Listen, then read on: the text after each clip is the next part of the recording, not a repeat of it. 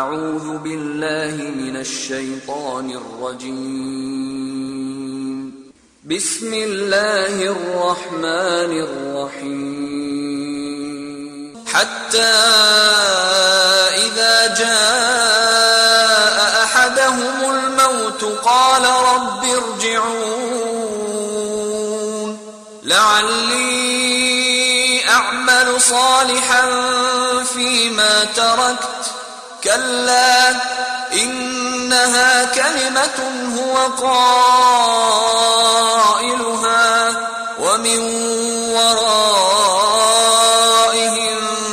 برزخ إلى يوم يبعثون فإذا نفخ في الصور فلا أنساب بينهم يومئذ ولا يتساءلون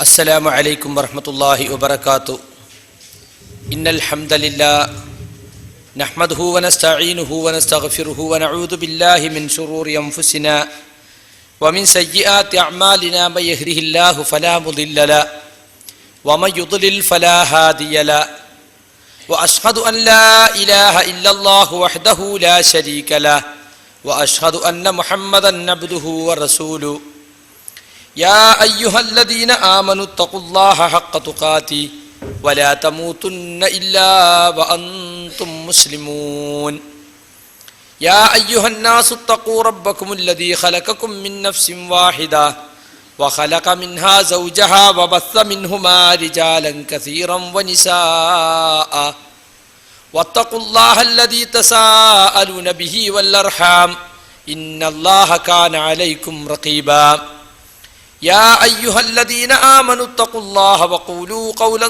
سديدا يصلح لكم أعمالكم ويغفر لكم ذنوبكم ومن يطع الله ورسوله فقد فاز فوزا عظيما أما بعد فإن خير الحديث كتاب الله وأصدق السنن سنن محمد صلى الله عليه وسلم وشر الأمور محدثاتها وكل محدثة بدعة وكل بدعة ضلالة وكل ضلالة في النار أعوذ بالله من الشيطان الرجيم حتى إذا جاء أحدهم الموت قال رب ارجعون لعلي أعمل صالحا فيما تركت كلا إنها كلمة هو قائلها ومن ورائهم برزخ إلى يوم يبعثون.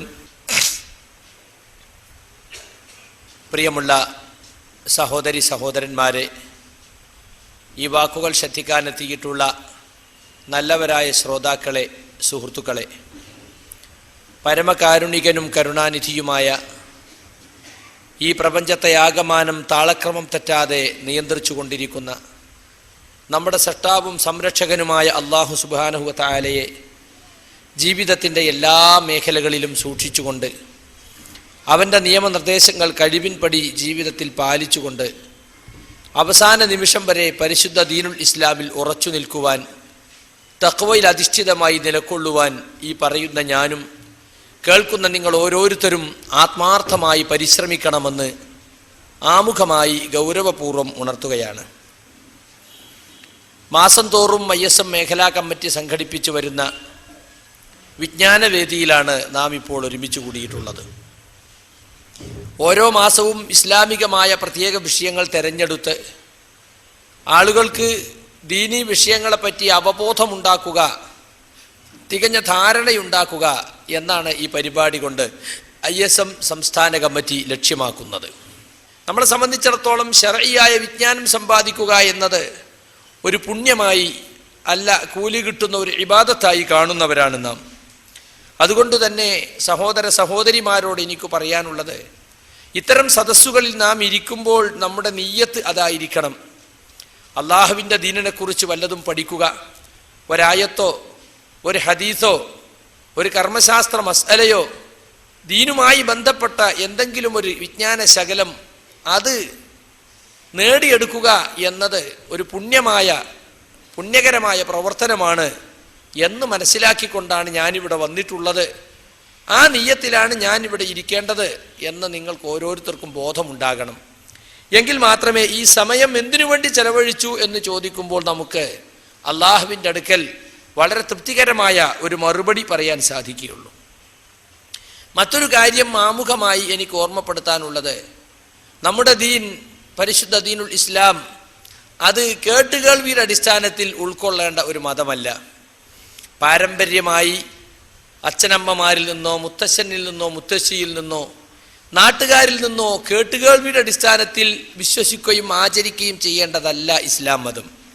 പിന്നെയോ അറിവിൻ്റെയും തെളിവിൻ്റെയും അടിസ്ഥാനത്തിൽ, പ്രമാണങ്ങളുടെ അടിസ്ഥാനത്തിൽ ഉൾക്കൊള്ളേണ്ട മതമാകുന്നു പരിശുദ്ധ ദീനുൽ ഇസ്ലാം.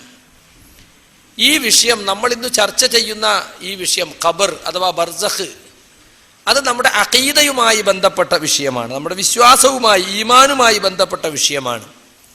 എന്ന് പറഞ്ഞാൽ നമ്മുടെ ബുദ്ധിക്കോ ചിന്തക്കോ യാതൊരു സ്ഥാനവും ഈ വിഷയത്തിലില്ല.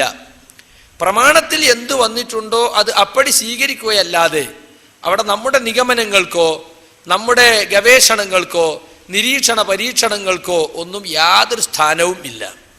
അതുകൊണ്ട് യുക്തിയുടെ അളവുകോല് വെച്ച് വിഷയത്തെ അളക്കാതെ പ്രമാണങ്ങളിൽ സ്ഥിരപ്പെട്ടിട്ടുണ്ടെങ്കിൽ അത് സസന്തോഷം സ്വീകരിക്കുക എന്നതാണ് സലഫികളുടെ നിലപാട്. ആ നിലപാട് ഈ വക വിഷയങ്ങളിൽ നാം പുലർത്തേണ്ടതുണ്ട് എന്നുകൂടി ആമുഖമായി ഓർമ്മപ്പെടുത്തുകയാണ്. യഥാർത്ഥത്തിൽ സലഫു സാലിഹുകളുടെ അഖീദ വിവരിക്കുന്ന ഗ്രന്ഥങ്ങളിലൊക്കെ ഖബറിൽ ലഭിക്കാനുള്ള ശിക്ഷ അല്ലെങ്കിൽ രക്ഷ, അത് വിശ്വസിക്കൽ സലഫി അഖീദയുടെ ഭാഗമാണ് എന്ന് പ്രത്യേകം എടുത്തു പറഞ്ഞിട്ടുണ്ട്. സലഫു സാലിഹുകളുടെ സഹാബികൾ, താബികൾ, താബികൾ എന്നിങ്ങനെ ആദ്യകാല മുസ്ലിമീങ്ങളുടെ അഖീദ, ആ അഖീദ വിവരിക്കുന്ന ഗ്രന്ഥങ്ങളിൽ ഇമാം തഹാവിയുടെ അഖീദയിൽ തന്നെ കാണാം, വനുഅ്മിനു ബിമലക്കിൽ മൗത്ത് അൽ മുവക്കലി ബിഖബ്ലി അർവാഹിൽ ആലമീൻ, ലോകരുടെ റൂഹുകളെ പിടിക്കാൻ ഏൽപ്പിക്കപ്പെട്ട മലക്കുൽ മൗത്തിൽ നാം വിശ്വസിക്കുന്നു. വബി അദാബിൽ ഖബർ ലിമൻ കാന ലഹു അഹ്ല, ഖബർ ശിക്ഷയിലും നാം വിശ്വസിക്കുന്നു. ആർ അതിന് അവകാശപ്പെട്ടവനാണോ അവന് ശിക്ഷയുണ്ടായിരിക്കും.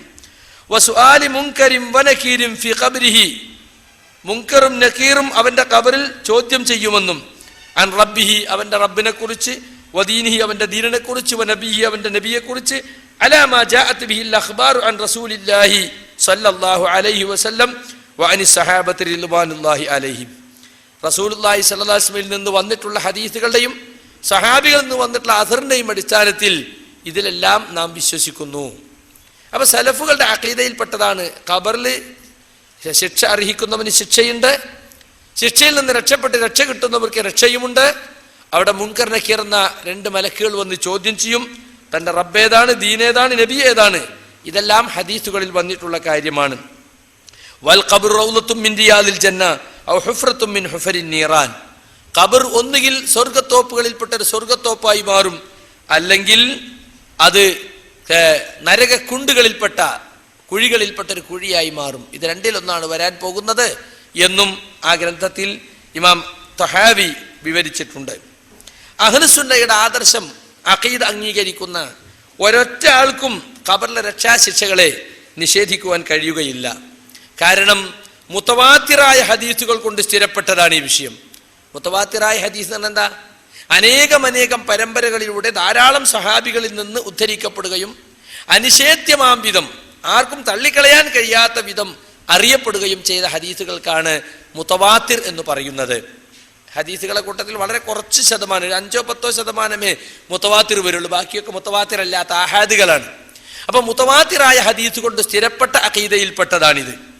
ഇബ്നു അബിൽ ഹിസ്ൽ ഹനഫി എന്ന് പറയുന്ന ഇമാം തഹാവിയുടെ അഖീദക്ക് ശറഹ് എഴുതിയ 8-ാം നൂറ്റാണ്ടിലെ പണ്ഡിതനാണ്. അദ്ദേഹം പറയാണ്, വഖദ് തവാതറത്തിൽ അഖ്ബാറു അൻ റസൂലില്ലാഹി സ്വല്ലല്ലാഹു അലൈഹി വസല്ലം ഫീ സുബൂതി അദാബിൽ ഖബർ വനഈമിഹി ലിമൻ കാന ലിദാലിക അഹ്ല, റസൂലുള്ളാഹി സ്വല്ലല്ലാഹു അലൈഹി വസല്ലമിൽ നിന്നും നിരവധി ഹദീസുകൾ അനിഷേധ്യമാം വിധം വന്നിട്ടുണ്ട്.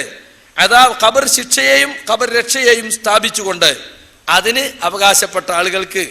വസുആലിൽ മലക്കൈൻ, രണ്ട് മലക്കളുടെ ചോദ്യത്തെ സംബന്ധിച്ചും, ഫയജിബു ഇഅ്തിഖാദു സുബൂതി ദാലിക വൽ ഈമാൻ ബിഹി, അതുകൊണ്ട് അത് സ്ഥിരപ്പെട്ടിട്ടുണ്ടെന്ന് മനസ്സിൽ ഉറപ്പിക്കലും അങ്ങനെ തന്നെ വിശ്വസിക്കലും നിർബന്ധമാണ്.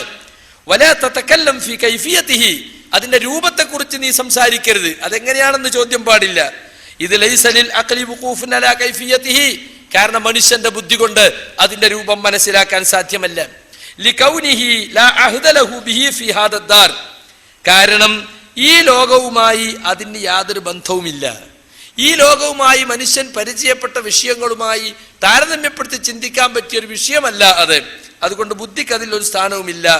അതുകൊണ്ട് നീ അതിന്റെ രൂപത്തെക്കുറിച്ച് ചോദിക്കാനോ സംസാരിക്കാനോ ചർച്ച നടത്താനോ പോണ്ട. എന്നാൽ ബുദ്ധിക്ക് അസംഭവ്യമായ ഒന്നും ശർഅ് കൊണ്ടുവരികയില്ല. ബുദ്ധിപരമായി ചിന്തിച്ചാൽ ഒരിക്കലും സംഭവിക്കുകയില്ല എന്ന് പറയാവുന്ന ഒരു കാര്യവും ശർഅ് അംഗീകരിച്ചിട്ടില്ല. വലാകിന്നഹു യഅതി ബിമാ തുഹാറു ഫിൽ ഉഖൂൽ. പക്ഷേ ശർഅ് കൊണ്ടുവരുന്ന ചില കാര്യങ്ങൾ ആദ്യത്തെ കേൾക്കുമ്പോൾ നമുക്ക് പരിഭ്രമം തോന്നിയേക്കാം. അങ്ങനത്തെ ചില കാര്യങ്ങൾ ഉണ്ടാകും. ഒരപരിചിതത്വം അങ്ങനെ ഉണ്ടാവുമെന്നൊക്കെ നമുക്ക് തോന്നിയേക്കാം. പക്ഷെ ആഴത്തിൽ ചിന്തിക്കുകയും വിഷയങ്ങൾ പഠിക്കുകയും ചെയ്താൽ അതൊരിക്കലും ബുദ്ധിപരമായി അസംഭവ്യമായ കാര്യമായിരിക്കുകയും ഇല്ല. അതുകൊണ്ട് ബുദ്ധിപരമായി ചിന്തിച്ചാൽ അസംഭവ്യമായ കാര്യമല്ല ഇത്. പക്ഷേ നമ്മുടെ എളിയ ബുദ്ധി കൊണ്ട്, പ്രാഥമിക ബുദ്ധി കൊണ്ട് ചിന്തിച്ചിട്ട് അതിന്റെ രൂപമോ രീതിയോ മനസ്സിലാക്കാൻ കഴിയുന്നതും അല്ല. അപ്പൊ സത്യവിശ്വാസികൾക്ക് ഖബറിൽ സന്തോഷകരമായ അനുഭവം ഉണ്ടാകും, സത്യനിഷേധികൾക്ക് ഭയാനകമായ ശിക്ഷയുണ്ടാകും എന്നത് ഹദീസുകൾ കൊണ്ട് തെളിഞ്ഞിട്ടുള്ള അനിഷേധ്യ സത്യവും അഹ്ലുസുന്നയുടെ അഖീദയിൽപ്പെട്ട നിർബന്ധ കാര്യവുമാണ്. ഇത് നമ്മൾ മുഖവുരയായി നമുക്ക് മനസ്സിലാക്കി വെക്കേണ്ടതുണ്ട്. എങ്കിൽ മാത്രമേ നമുക്ക് വിഷയത്തിന്റെ മറ്റു വശങ്ങളിലേക്ക് പോകാൻ സാധിക്കുകയുള്ളൂ. നമ്മളെ സംബന്ധിച്ചിടത്തോളം നമ്മൾ അഹ്ലുസുന്നത്തിന്റെ ഭാഗമാണ്. നമ്മുടെ പണ്ഡിത സംഘടന കേരള ജമിയത്തുൽ ഉലമയുടെ പേര് തന്നെ അഹ്ലുസുന്നത്ത് വൽ ജമാഅത്ത് ഉലമാ സംഘം എന്നാണ്. എന്ന് പറഞ്ഞ കേരളത്തിൽ അഹ്ലുസുന്ന ആദർശമനുസരിച്ച് ദീൻ മനസ്സിലാക്കാൻ താല്പര്യപ്പെടുന്ന എല്ലാ പണ്ഡിതന്മാർക്കും ചേർന്ന് പ്രവർത്തിക്കാവുന്ന സംഘമായിട്ടാണ് കേരളത്തിലെ ആദ്യ പണ്ഡിത സംഘടനയായ കേരള ജമിയത്തുൽ ഉലമ അഹ്ലുസുന്നത്ത് വൽ ജമാഅത്ത് ഉലമാ സംഘം എന്ന പേരിൽ 1924 സ്ഥാപിക്കപ്പെട്ടിട്ടുള്ളത്. അപ്പൊ ഖുർആനും ഹദീസും സലഫു സാലികൾ മനസ്സിലാക്കിയതുപോലെ മനസ്സിലാക്കുന്ന അഹ്ലുസുന്നയുടെ ആദർശം അംഗീകരിക്കുന്നവർക്ക് ഒത്തുചേരാനുള്ള സംഘമാണ് നമ്മുടെ ഈ സലഫി സംഘടനകൾക്ക് കേരളത്തിൽ വൈജ്ഞാനിക നേതൃത്വം നൽകി വരുന്ന കേരള ജമിയത്തുൽ ഉലമ എന്ന് നമ്മൾ മനസ്സിലാക്കണം. നമ്മുടെ ജമിയത്ത് അഹ്ലുൽ ഹദീസിന്റെ ഭാഗമാണ് ഇന്ത്യ രാജ്യത്ത്. ജമിയത്ത് അഹ്ലുൽ ഹദീസിന്റെ ആദർശവും അഹ്ലുസുന്നയുടെ ആദർശം തന്നെയാണ്, സലഫി ആദർശം തന്നെയാണ്. അതുകൊണ്ട് ആ ആദർശത്തിന്റെ ഭാഗമാണ് ഖബറിൽ രക്ഷയും ശിക്ഷയും ഉണ്ട് എന്നത്. ഞാൻ ഇങ്ങനെ ആവർത്തിച്ചു പറയാൻ കാരണം എന്താണെന്നറിയോ? ഹദീസു നിഷേധം ചേകനൂര് തുടങ്ങി വെച്ച് സിയന്നിലൂടെ കടന്നു വന്ന് സലാം സുല്ലമിയിലൂടെ വ്യാപിച്ചു കൊണ്ടിരിക്കുന്ന നമ്മുടെ നാട്ടിലെ ഹദീസു നിഷേധികൾ ഖബർ ശിക്ഷയെ പല തലത്തിലുള്ള നിഷേധ വർത്തമാനങ്ങൾ കൊണ്ട് ബെടക്കാക്കാൻ ശ്രമിച്ചിട്ടുണ്ട്. അത് ഇല്ല എന്ന് പറയാൻ സാധ്യമല്ല. അത് ഞാൻ വരുന്നുണ്ട് എൻ്റെ വിഷയത്തിൽ. അതുകൊണ്ട് തന്നെ ഖബർ ശിക്ഷയെ പരിഹസിച്ച ചേകനൂരികൾ ഒരു ലോക്കപ്പ് മർദ്ദനം എന്ന് പറഞ്ഞ് അതിനെ കളിയാക്കിയിട്ടുണ്ട്. അങ്ങനത്തെ ലോക്കപ്പ് മർദ്ദനൊന്നും ഉണ്ടാവില്ല. രക്ഷയും ശിക്ഷയുമൊക്കെ ഖിയാമത്ത് നാളിൽ സ്വർഗത്തിലോ നരകത്തിലോ അല്ലാതെ അതിനിടയിലൊരു താവളത്തിൽ ഒരു രക്ഷയില്ല, ഒരു ശിക്ഷയില്ല എന്നാണ് ചേകനൂരികൾ പണ്ടേ പറഞ്ഞു വരാറുള്ളത്. എന്നാൽ വാസ്തവം അതല്ല എന്ന് പരിശുദ്ധ ഖുർആൻ കൊണ്ടും സ്വഹീഹായ നിരവധി ഹദീസുകൾ കൊണ്ടും അഹ്ലുസുന്നയുടെ പണ്ഡിതന്മാർ പണ്ട് മുതൽക്കേ തെളിയിച്ചു കഴിഞ്ഞിട്ടുണ്ട്. വാസ്തവത്തിൽ ബർസഖി എന്നാണ് ഇതിനെ സംബന്ധിച്ച് പറയാറുള്ളത്. ഈ ദുനിയാവിൻ്റെയും ആഖിറത്തിൻ്റെയും ഇടക്കുള്ള ഒരു ഇടത്താവളം, ഒരു മറ. ഞാൻ ഓതിവെച്ച സൂറത്ത് മുഅ്മിനൂനിലെ 99-100 വചനങ്ങൾ. ഹത്താ ഇദാ ജാഅ അഹദഹുമുൽ മൗത്ത്, അവരിൽ ഒരാൾക്ക് മരണം വന്നാൽ കാല അയാൾ വിലപിക്കും, റബ്ബിർജിഊൻ, എൻ്റെ റബ്ബേ എന്നെ നീ മടക്കി തരണേ, ലഅല്ലി അഅമലു സാലിഹൻ ഫീമാ തറക്ത്, ഞാൻ ഉപേക്ഷിച്ചു പോന്ന ആ ദുനിയാവിൽ ഞാൻ ഒരുപാട് കാര്യങ്ങൾ ചെയ്യാതെ വിട്ടിട്ടുണ്ട്. ആ കാര്യത്തിൽ എന്നെ അതിലേക്ക് തന്നെ മടക്കി തന്നാൽ എനിക്കവിടെ സൽക്കർമ്മങ്ങൾ പ്രവർത്തിക്കാമല്ലോ. അതുകൊണ്ട് എന്നെ ഞാൻ വിട്ടേച്ചു പോയ സൽക്കർമ്മങ്ങളൊക്കെ എനിക്ക് പ്രവർത്തിക്കാൻ വേണ്ടി എന്നെ ദുനിയാവിലേക്ക് തന്നെ തിരിച്ചയക്കണേ, മരണത്തിൽ നിന്ന് രക്ഷപ്പെടുത്തണേ എന്ന് മരണം വരുന്ന സന്ദർഭത്തിൽ സത്യനിഷേധികളായ ആളുകൾ വിലപിക്കും. അള്ളാഹുവിന്റെ മറുപടിക്കല്ല, വേണ്ട, ഇന്നഹാ കലിമത്തുൻ ഹുവ ഖായിലുഹാ, അതൊരു വാക്കാണ്, അതവങ്ങനെ പറഞ്ഞുകൊണ്ടിരിക്കും. വമിൻ വറാഇഹിം ബർസഖുൻ ഇലാ യൗമി യുബ്അസൂൻ, അവർക്ക് പിറകെ ഉയർത്തെഴുന്നേൽപ്പിക്കപ്പെടുന്ന ദിനം വരെ നീണ്ടു നിൽക്കുന്ന ഒരു ബർസഖുണ്ട്. ഇതാണ് ബർസഖ് എന്ന് ഈ ജീവിതഘട്ടത്തിന് പേര് വരാനുള്ള കാരണം. ബർസഖ് എന്ന വാക്കിനർത്ഥം യഥാർത്ഥത്തിൽ കനത്ത മറ എന്നാണ്. ഖുർആനിൽ തന്നെ പറഞ്ഞിട്ടുണ്ടല്ലോ, ഉപ്പുവെള്ളവും ശുദ്ധജലവും തമ്മിൽ വേർതിരിക്കുന്ന കനത്ത ഒരു മറ അള്ളാഹു ഏർപ്പെടുത്തിയിട്ടുണ്ട് അല്ലേ? ബൈനഹുമാ ബർസഖുൻ ലാ യബ്ഗിയാൻ, പരസ്പരം അതിക്രമിച്ചു കിടക്കാത്തൊരു ബർസഖ് ശുദ്ധജലത്തിനും ഉപ്പുജലത്തിനും ഇടയിലുണ്ട്. അതേ വാക്ക് തന്നെയാണ് ഇവിടെയും ഉപയോഗിച്ചിട്ടുള്ളത്. വിശ്വപ്രസിദ്ധമായ ഇബ്നുൽ മൻദൂറിന്റെ ലിസാനുൽ അറബി എന്ന ഭാഷാ ഡിക്ഷണറിയിൽ കാണാം, അൽ ബർസഖു മാ ബൈന ദുനിയ വൽ ആഖിറ ഖബ്ല അൽ ഹശ്രി മിൻ വഖ്തിൽ മൗത്ത് ഇലൽ ബഅസ് ഫമൻ മാത ഫഖദ് ദഖല അൽ ബർസഖ്. ബർസഖ് എന്ന് പറഞ്ഞാൽ ദുനിയാവിനും ആഖിറത്തിനും ഇടയിലുള്ള ഒരു മറയാണ്. ഖബ്ല അൽ ഹശ്രി ആളുകളെ പരലോകത്ത് ഒരുമിച്ച് കൂട്ടുന്നതിന് മുമ്പുള്ള, മിൻ വഖ്തിൽ മൗത്ത് ഇലൽ ബഅസ് മരിച്ച സമയം മുതൽ ഉയർത്തെഴുന്നേൽപ്പിന്റെ സമയം വരെ, ഫമൻ മാത ഫഖദ് ദഖല അൽ ബർസഖ് ആരെങ്കിലും മരിച്ചു കഴിഞ്ഞാൽ അയാൾ ബർസഖി ലോകത്ത് പ്രവേശിച്ചു കഴിഞ്ഞു. ഇത് ലിസാനുൽ അറബിൽ പറഞ്ഞതാണ്. അതുപോലെ ഖാമൂസിൽ കാണാം, അത് മറ്റൊരു ഡിക്ഷണറിയാണ്, പ്രസിദ്ധ ഡിക്ഷണറിയാണ്, ഫൈറൂസാബാദിയുടെ ഖാമൂസ്, അൽ ഹാജിസു ബൈന ശൈഅൈനി. ബർസഖ് എന്ന വാക്കിനർത്ഥം രണ്ട് വസ്തുക്കൾക്കിടയിലുള്ള മറ എന്നാണ്. വമിൻ വഖ്തിൽ മൗത്ത് ഇലൽ ഖിയാമ മരണം മുതൽ ഖിയാമം വരെയുള്ള കാലം, അതാണ് ബർസഖ്. വമൻ മാത ദഖല ആരെങ്കിലും മരിച്ചാൽ അവൻ ബർസഖിൽ പ്രവേശിച്ചു കഴിഞ്ഞു. മാത്രമല്ല, ഞാൻ ഓതി വെച്ച സൂറത്തുൽ മുഅ്മിനൂനിലെ 100-ാമത്തെ ആയത്തിന് മുജാഹിദ് റളിയല്ലാഹു അൻഹു വിശദീകരിച്ചത് ഹുവ മാ ബൈനൽ മൗത്തി ഇലൽ ബഅസ് എന്നാണ്. മരണം മുതൽ പുനരുദ്ധാനം വരെയുള്ള ഉയർത്തെഴുന്നേൽപ്പ് വരെയുള്ള സമയമാണത്. വഖീല ലിശ്ശഅബി, പ്രസിദ്ധ താബിഈ പണ്ഡിതനായിരുന്ന ശഅബി റഹ്മത്തുള്ളാഹി അലൈഹിയോട് ചോദിക്കപ്പെട്ടു, പറയപ്പെട്ടു, മാത ഫുലാൻ ഇന്നയാൾ മരിച്ചല്ലോ. ഖാല ലൈസ ഹുവ ഫിദ് ദുനിയ വലാ ഫിൽ ആഖിറ, അദ്ദേഹം ഇപ്പോൾ ദുനിയാവിലുമില്ല ആഖിറത്തിലുമില്ല. ദുനിയാവ് വിടുകയും ചെയ്തു, ആഖിറത്തിൽ എത്തിയിട്ടില്ല. ഹുവ ഫീ ബർസഖിൻ, അദ്ദേഹം ഇപ്പോൾ ബർസഖിലാണ്. ഇത് ഇമാം ഖുർത്തുബിയുടെ അത്തദ്കിറ ലി അഹ്വാലിൽ മൗത എന്ന പ്രസിദ്ധ ഗ്രന്ഥത്തിൽ ഉദ്ധരിക്കപ്പെട്ടിട്ടുള്ളതാണ്. അപ്പോ ബർസഖ് എന്ന് പറഞ്ഞാൽ അങ്ങോട്ടും ഇങ്ങോട്ടും ബന്ധപ്പെടാൻ കഴിയാത്ത കനത്ത ഒരു മറയാണ്. കാരണം ബർസഖിലുള്ള ആളുകൾക്ക് ഈ ദുനിയാവിലുള്ളവരുമായിട്ടോ ദുനിയാവിലുള്ളവർക്ക് ബർസഖിലുള്ളവരുമായിട്ടോ ബന്ധപ്പെടാൻ സാധ്യമല്ല. അങ്ങോട്ടും ഇങ്ങോട്ടും ബന്ധപ്പെടാൻ കഴിയാത്ത ഒരു മറയാണത്. ഇപ്പോ ഒരുപാട് ആളുകൾ മരിച്ചുപോയ മഹാന്മാരെ വിളിച്ചു പ്രാർത്ഥിക്കുകയും അതാണ് അഹ്ലുസുന്നയുടെ മാർഗമെന്ന് ചിത്രീകരിക്കുകയും ചെയ്തുകൊണ്ടിരിക്കുകയാണ്. നിങ്ങൾക്കറിയാം, ആയത്തുകളും ഹദീസുകളും ദുർവ്യാഖ്യാനം ചെയ്തുകൊണ്ട് ഖബറാരാധനയും തജ്ജന്യമായ ഒട്ടനവധി ഖുറാഫാത്തുകളും നമ്മുടെ നാട്ടിൽ അഹ്ലുസുന്നയുടെ പേരും പറഞ്ഞ് നിലനിൽക്കുന്നുണ്ട്. അവർ പറയുന്ന കാര്യമാണ്, മരിച്ചൊരു കാണും, മരിച്ചൊരു കേൾക്കും, മരിച്ചൊരു അറിയും. അല്ലേ, മുഹമ്മദ് മുസ്തഫ സല്ലല്ലാഹു അലൈഹി വസല്ലം ബർസഖി ലോകത്തിരുന്ന് ദുനിയാവിലുള്ള കാര്യങ്ങളൊക്കെ വീക്ഷിച്ചുകൊണ്ടേ ഇരിക്കുകയാണ്. ഉമ്മത്ത് ചെയ്യുന്ന കാര്യങ്ങൾ കണ്ടിട്ട് അവർ നല്ലത് ചെയ്യുന്നത് കണ്ടാൽ നബി സന്തോഷിക്കും, ചീത്ത ചെയ്യുന്നത് കണ്ടാൽ അള്ളാഹുവിനോട് നബി സല്ലല്ലാഹു അലൈഹി വസല്ലമ പൊറുക്കലിനെ തേടും എന്നൊക്കെ ഹദീസ് ഉദ്ധരിച്ചിട്ട് പറയാണ്.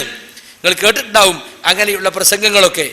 മരിച്ചോല് കാണും, മരിച്ചോല് നടക്കും, മരിച്ചോല് ഓടും, മരിച്ചോല് ചാടും, മരിച്ചോല് തമ്മിൽ അങ്ങനെയാക്കും ഇങ്ങനെയാക്കും എന്നൊക്കെ പറഞ്ഞിട്ട് ബർസഖി ലോകത്തുള്ളവർക്ക് ഈ ലോകത്തുള്ളവരായിട്ട് കാണാം. സലാത്ത് നഗറിലെ പ്രാർത്ഥനയിൽ നിങ്ങൾ ശ്രദ്ധിച്ചിട്ടുണ്ടാകും, നബിയേ നിങ്ങൾ കാണുന്നില്ലേ ഈ കൂടിയിരിക്കുന്ന മനുഷ്യന്മാര് എല്ലാം നിങ്ങളെ പ്രിയപ്പെട്ടിട്ട് വന്നതാണ് നബിയേ. അപ്പൊ നബി ഇങ്ങനെ നോക്കിക്കൊണ്ടിരിക്കുകയാണ്. മുട്ടിപ്പടിയിലെ സലാത്തും അതുപോലെ മടക്കരയിലെ സലാത്തും ഒക്കെ നോക്കി നബി അവിടെ ഇരുന്ന് ഇങ്ങനെ ആസ്വദിക്കുകയാണ്. മറ്റേ മൂല്യർ വിളിക്കണതും ഈ മൂല്യർ വിളിക്കണതൊക്കെ. അപ്പൊ ബർസഖ് എന്ന് പറഞ്ഞാല് ഇങ്ങോട്ട് ബന്ധപ്പെട്ടുകൊണ്ടിരിക്കുന്നു, ഇവരങ്ങോട്ടും ബന്ധപ്പെട്ടുകൊണ്ടിരിക്കുന്നു. അല്ലേ, റസൂലിനെ കണ്ടു, റസൂൽ ഇറങ്ങി വന്നു, കയ്യ് തന്നു, അല്ലേ, കയ്യ് പിടിച്ചോണ്ടുപോയിട്ട് കാന്തപുരത്തിന്റെ അടുത്ത് കൊണ്ടുപോയി ഇരുത്തി. സ്വപ്നമല്ല സുഹൃത്തുക്കളെ, നിങ്ങൾ കേട്ടിട്ടുണ്ടാവും ക്ലിപ്പില്.